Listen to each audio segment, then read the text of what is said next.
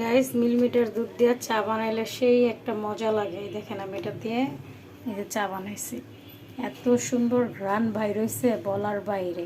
তো দেখতে থাকেন চা কি করি।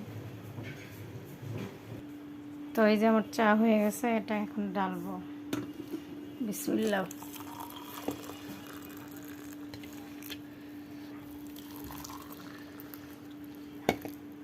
তো চা নিছি আর বাকিটুক ফ্লাক্সে ঢালে দিব, বাকি চাটা।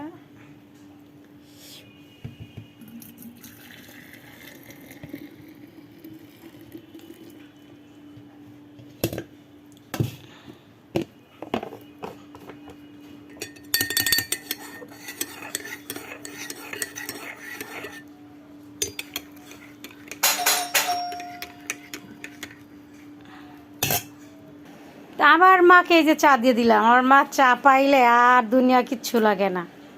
এই যে নেন, এই চা না খাইলে অশান্তি লাগে আমার মার, দেখছেন? সে চা খাইলে সব শান্তি। তার ভিডিও ভালো লাগলে লাইক শেয়ার কমেন্ট করতে ভুলবেন না, আর সাবস্ক্রাইব করতে ভুলবেন না। তো আজকে এই পর্যন্ত শেষ করলাম। বাই বাই, সবাই ভালো থাকবেন। তো আমার চাটা কেমন হয়েছে বলবেন। Bye bye, take care.